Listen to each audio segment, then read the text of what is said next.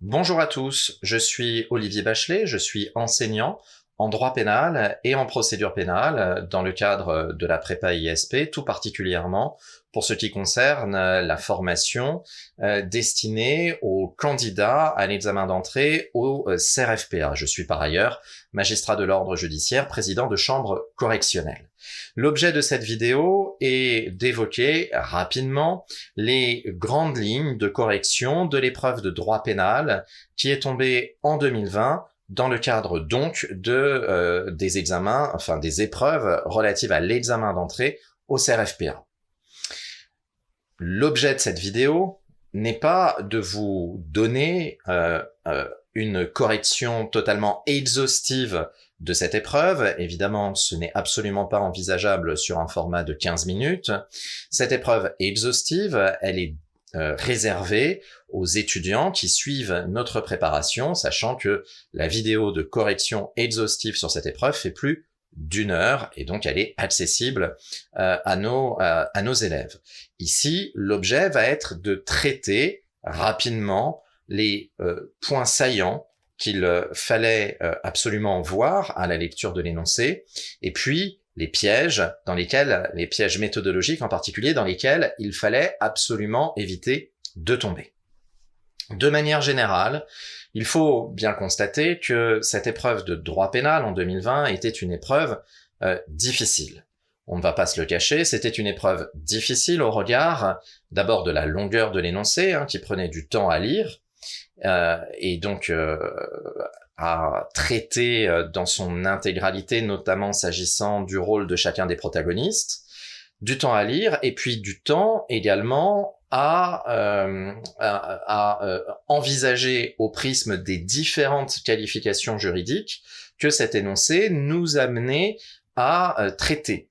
En effet, pour plusieurs des circonstances qui étaient évoquées dans l'énoncé, existe un certain nombre de conflits de qualification pénale qu'il fallait donc nécessairement arbitrer au brouillon avant même de commencer à rédiger sa copie, arbitrer au brouillon pour retenir la qualification la plus adéquate. Donc il y avait un travail approfondi en amont avant la rédaction de la copie, avant la rédaction de la copie, pour pouvoir au bout du compte véritablement commencer à rédiger sa copie. Alors évidemment, cela est le cas pour n'importe quel sujet de consultation juridique en droit pénal. Il faut bien entendu, avant de commencer à rédiger un brouillon dans lequel on va construire nos développements pour pouvoir être le plus clair et le plus logique possible. Pour autant, là, au regard de la densité des faits, et puis encore une fois au regard d'un certain nombre de difficultés réelles au fond en termes de conflits de qualification, il fallait vraiment prendre du temps sur la réflexion quant aux qualifications pénales à retenir, s'agissant de cette consultation juridique, qui par ailleurs nous amenait à évoquer un certain nombre de qualifications qui sont assez peu utilisées, heureusement d'ailleurs, puisqu'il s'agissait de qualifications terroristes. Par ailleurs, cet énoncé de consultation juridique se terminait par une question générale. Il ne s'agissait pas de petites questions comme cela avait pu être le cas dans d'autres hypothèses, pour d'autres sujets donnés lors d'autres années. Il s'agissait d'une question générale, envisager la responsabilité pénale de 4 protagonistes, les 4 protagonistes principaux évoqués dans l'énoncé. Cette question présentait un intérêt d'abord parce que cela facilitait les choses. En effet, on identifiait l'objet de la consultation juridique. On identifiait précisément l'objet de la consultation juridique, donc il était possible d'être sûr de ne pas se tromper quant au développement tenu dans notre copie. En particulier, on aurait pu, par exemple, s'il n'y avait pas eu cette question, envisager la responsabilité pénale de personnes morales. Je pense par exemple à la société commerciale évoquée à la fin, qui est dirigée par Christopher, il aurait été envisageable d'évoquer la responsabilité pénale de cette personne morale. Pour autant, dans la mesure où l'énoncé cantonnait le travail à la responsabilité pénale de 4 protagonistes personnes physiques, on avait finalement un balisage très clair. Pour autant, la question qui était posée était une question piège, parce que, comme vous le savez, il faut absolument, lorsque l'on résout une consultation juridique en droit pénal, il faut absolument éviter d'avoir un plan par protagoniste. Pour quelle raison? Tout simplement parce que si vous procédez par protagoniste, eh bien, il y a un risque de traiter la responsabilité pénale d'un complice avant la responsabilité pénale d'un auteur. Raisonner par protagoniste, c'est finalement faire un résumé de l'ensemble de la situation uniquement au regard du comportement de l'un des protagonistes. Et le comportement adopté par l'un de ces protagonistes peut être effectivement qualifié en tant que auteur de telle ou telle infraction, mais aussi en tant que complice d'autres infractions. Infractions pour lesquelles on évoquera la responsabilité pénale des auteurs à l'occasion de l'étude de la responsabilité pénale d'autres protagonistes. Et du coup, vous pouvez vous trouver dans une situation assez complexe si vous procédez par protagoniste, consistant à traiter d'abord de la responsabilité pénale d'un complice, alors que vous n'allez traiter que plus tard de la responsabilité pénale de l'auteur ou des auteurs. Et si d'aventure, au moment où vous traitez la responsabilité pénale de ces auteurs, vous êtes amené à dire eh bien qu'il n'y a pas d'infraction principale punissable, tout ce que vous aurez dit à propos du premier protagoniste dont vous aurez traité la responsabilité pénale, eh bien tout ce que vous aurez dit sur cette responsabilité pénale au titre de la complicité n'aura servi absolument à rien, puisque, dans mon exemple, il n'y a pas d'infraction principale punissable. C'est la raison pour laquelle cette question finale, elle avait le mérite de baliser la réflexion. Pour autant, elle était trompeuse parce que il ne fallait pas la traiter, cette question finale, en tout simplement faisant un grand 1 sur la responsabilité pénale de Juan, un grand 2 sur la responsabilité pénale de Christopher, un grand 3, etc. Non. Il faut, lorsque surtout on a des faits aussi denses que cela, il faut adopter d'abord et avant tout un plan qui soit un plan par grands événements, un plan chronologique par grands événements, puis par infraction, et enfin seulement par protagoniste. Voilà comment il faut toujours raisonner pour résoudre une consultation juridique en droit pénal. D'abord identifier de grands événements, ensuite à l'intérieur de chacun des grands événements, identifier les différentes infractions commises à l'occasion de ces grands événements, et enfin seulement raisonner par protagoniste. C'était la méthode la plus efficace ici pour parvenir à traiter dans le temps imparti, qui est un temps finalement très limité, au regard de la densité de cet énoncé, pour pouvoir traiter dans le temps imparti cette consultation juridique. D'abord, très rapidement, quelques observations d'ordre méthodologique. N'oubliez pas que lorsque l'on traite une consultation juridique en droit pénal, il est absolument inutile de reprendre en guise d'introduction l'énoncé. Vous ne devez pas synthétiser l'énoncé. L'énoncé, il est connu par les correcteurs. Ça ne sert à rien. Votre synthèse, elle ne sera évidemment pas lue par le correcteur. Vous aurez perdu du temps et donc vous aurez perdu la chance d'engranger le plus grand nombre de points en procédant à cette synthèse. L'introduction, elle doit simplement être l'annonce de l'ordre global de vos développements. Elle est brève et elle est l'annonce de l'ordre global de vos développements, donc la grande structure, la structure par grands événements, cette structure que vous allez adopter pour traiter votre énoncé. Et puis, évidemment, puisque vous annoncez l'ordre de vos développements, eh bien vos développements doivent être, bien entendu, structurés, ils doivent être construits au moyen d'un plan apparent qui va identifier les grands événements, qui va identifier les infractions en cause et identifier ensuite les protagonistes. Étant souligné qu'il faut absolument éviter dans vos intitulés d'anticiper sur les qualifications pénales et donc employer des intitulés qui soient suffisamment neutres pour montrer que vous émettez une hypothèse quant à la qualification pénale retenue et pour montrer que, au bout du compte, la qualification que vous allez retenir ou pas est issue d'un raisonnement juridique, mais ne pas laisser comprendre au correcteur que vous avez en réalité raisonné à l'emporte-pièce et immédiatement coller une qualification pénale aux faits qui vous sont soumis sans avoir un raisonnement juridique strict et approprié. Enfin, n'oubliez pas que votre raisonnement juridique doit toujours être logique, il doit être logique et reprendre les faits de l'énoncé.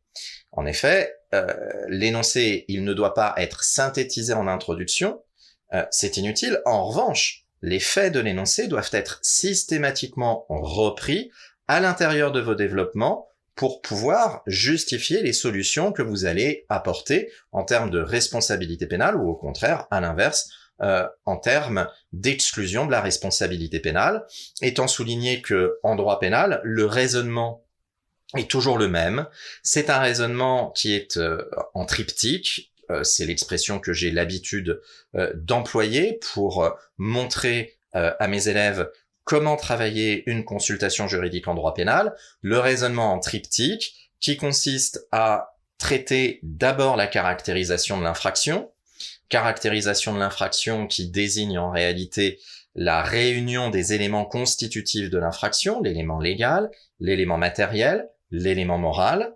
Premier temps du raisonnement, donc, en triptyque, d'abord la caractérisation de l'infraction, ensuite, deuxième temps du raisonnement, l'imputation de l'infraction. Est-ce que cette infraction caractérisée, je peux l'imputer à la personne dont j'étudie la responsabilité pénale? C'est généralement la question des causes d'irresponsabilité pénale. Et puis, troisième temps du raisonnement, il s'agit d'évoquer les peines principales encourues, c'est-à-dire la peine privative de liberté, si évidemment il y en a une de prévue, et puis la peine d'amende. Voilà pour ces brèves observations méthodologiques. Après, s'agissant des lignes directrices de résolution de cette consultation juridique, eh bien, le raisonnement, encore une fois, était un raisonnement en termes de grands événements, et au regard de l'énoncé, il apparaît très clairement qu'il y avait deux séries de faits à envisager, et donc deux grands événements. D'abord, les faits survenus au sein du laboratoire Meditest. Ensuite, les faits concernant la participation au groupe, le fameux groupe des guerriers de la Terre-Mère, si ma mémoire est bonne. D'abord, les faits survenus au sein du laboratoire Meditest. Il y avait dans notre énoncé des éléments qui pouvaient être assez déroutants parce que on décrivait d'abord ces faits tels qu'ils avaient eu lieu dans les locaux pour ensuite évoquer les circonstances qui avaient permis l'introduction à l'intérieur des locaux. Et donc, le mauvais candidat, en réalité, celui qui raisonne au fil de la plume, il se trouvait alors bien embêté parce que, en raisonnant au fil de la plume, on traite d'abord de ce qui s'est passé dans les locaux, et puis seulement des infractions qui ont permis l'introduction à l'intérieur des locaux. Or, en toute logique, il faut toujours, lorsqu'on traite une consultation juridique en droit pénal, adopter une démarche chronologique. Afin justement d'éviter de traiter la responsabilité pénale d'un complice avant la responsabilité pénale d'un auteur. Et donc, il fallait bien raisonner et faire le point sur les faits qui étaient soumis, il fallait bien raisonner, structurer au brouillon nos développements pour être sûr de ne pas commettre d'impair dans cette approche chronologique des faits. Et donc, pour les faits survenus au sein du laboratoire Meditest, il fallait distinguer d'abord les faits relatifs au code d'accès au laboratoire, ensuite les faits concernant les animaux, enfin les faits concernant les locaux du laboratoire eux-mêmes, et puis enfin la question du dépôt du tract qui pouvait donner lieu à une qualification autonome. D'abord, s'agissant des faits relatifs au code d'accès au laboratoire, eh bien l'énoncé était suffisamment précis pour pouvoir éventuellement retenir trois qualifications sur lesquelles je passe très vite au regard du temps qui m'est donné dans le cadre de cette vidéo. D'abord, une qualification pour ce qui concerne l'utilisation de l'accès professionnel à la banque de données. Il y a là l'utilisation d'une information qui a été remise avec un objectif déterminé et cette information, elle est utilisée dans un autre objectif, ce qui est caractéristique manifestement d'un abus de confiance. Il y a ensuite la question de l'obtention du code d'accès au laboratoire. L'intéressé pénètre dans la bande de données et extrait de cette bande de données une information, ce qui peut éventuellement revêtir une qualification de fraude informatique, telle que prévue par les articles 323-1 et suivants du Code pénal, fraude informatique qui englobe désormais, depuis une loi de 2014, l'hypothèse de celui qui va s'introduire frauduleusement au sein d'un système automatisé de données et extraire frauduleusement cette donnée, ce qui est le cas ici, il extrait frauduleusement la donnée sans être autorisé à le faire. Enfin, il y a l'utilisation du code d'accès au laboratoire, c'est-à-dire le fait pour Juan, qui s'est fait remettre cette information, d'utiliser l'accès l'information pour accéder aux locaux du laboratoire, ce qui pourrait éventuellement être qualifié de recel, avec toutefois une réserve quant à cette qualification, puisque le recel ne peut pas porter sur une simple information. Le recel peut porter sur une information, mais uniquement par l'intermédiaire du support matériel de cette information. Donc vous le voyez déjà, des développements très denses pour ce qui concerne les faits relatifs au code d'accès au laboratoire. Et puis ensuite, il y avait les faits concernant les animaux qu'il ne fallait pas occulter. Certains candidats ont en effet eu du mal à percevoir que la qualification de vol pouvait être mise en œuvre s'agissant d'animaux. Il ne faut pas oublier en effet que des animaux sont des biens. Ce sont des biens certes doués de sensibilité, au sens des dispositions du Code civil, mais il n'en demeure pas moins que parce que les animaux sont des biens, ils sont susceptibles d'être volés. Ce sont des biens appropriables et ils sont donc susceptibles d'être volés. Et s'agissant de ce vol des animaux, il fallait évidemment envisager la responsabilité pénale de chacun des protagonistes. D'abord celle de Juan, ensuite celle de Michel, celle de Jean-Paul et celle de Christophe. Étant souligné que pour ce qui concerne Juan, seul lui peut se voir imputer le fait d'avoir soustrait les animaux, tandis que les autres protagonistes, Michel, Jean-Paul et Christophe, eux, puisqu'ils n'ont pas soustrait, ils sont susceptibles de voir engager leur responsabilité au titre de la complicité. La particularité de la situation qui nous était soumise ici était le lien de ce vol, avec une entreprise terroriste. D'après le tract qui avait été déposé sur les lieux du vol, il n'y avait pas de doute sur la nature terroriste de l'entreprise en lien avec le vol. Ces guerriers de la terre-mer qui prônent la lutte par la terreur et qui prônent la destruction pour sauver la terre-mer.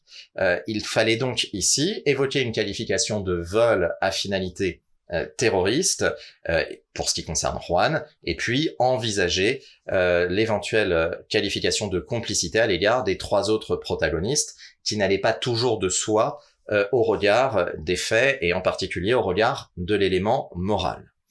S'agissant des faits concernant les locaux du laboratoire, eh bien là aussi il fallait décliner la responsabilité pénale de chacun des protagonistes en retenant la qualification de destruction du bien d'autrui au moyen d'engins dangereux, au moyen d'explosifs, au moyen d'engins explosifs ayant entraîné la mort sans intention de la donner, puisque, effectivement, dans l'énoncé, il est relaté la mort de l'un des vigiles, le tout dans une finalité terroriste également, conformément donc aux articles 421-1 et suivants du Code pénal.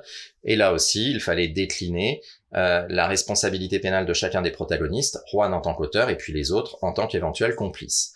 Enfin, il y avait cette situation particulière, le dépôt du tract.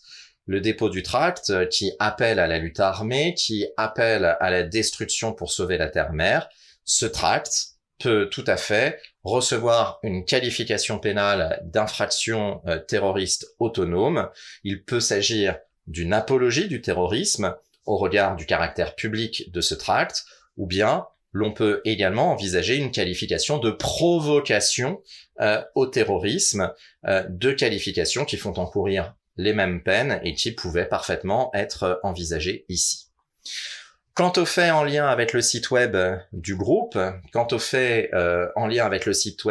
bien, dans l'énoncé, on vous décrit l'existence d'un groupement.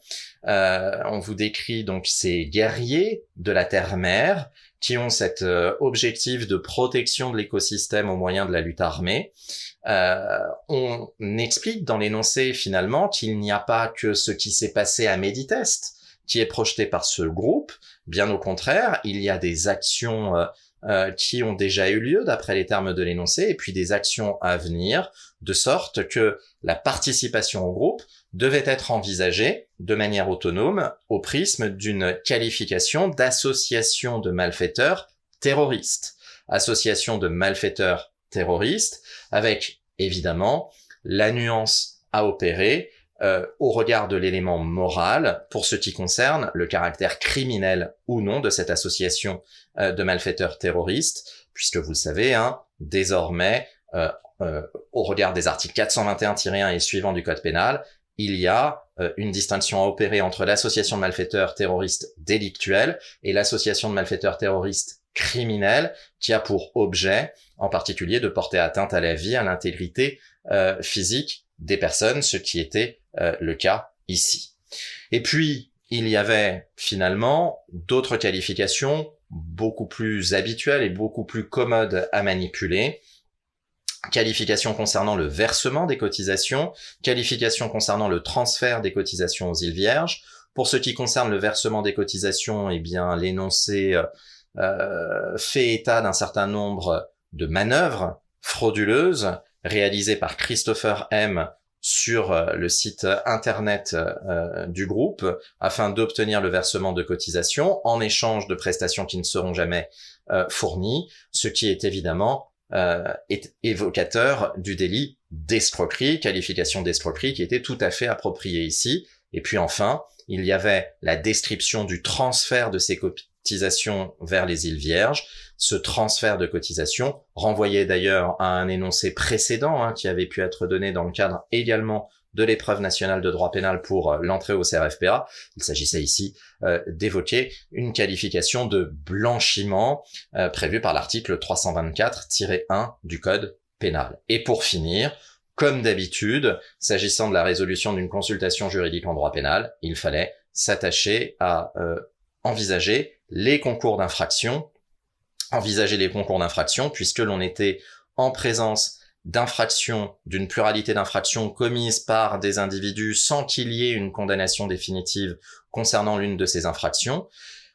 Et dans une telle situation de concours d'infraction, conformément aux articles 132-2 et suivants du Code pénal, il s'agit de faire application d'abord de la règle du cumul des peines de nature différente, et puis de la règle du cumul plafonné des peines de même nature. L'objet de la conclusion était donc la mise en œuvre de ces règles de cumul des peines de nature différente et de cumul plafonné des peines de même nature.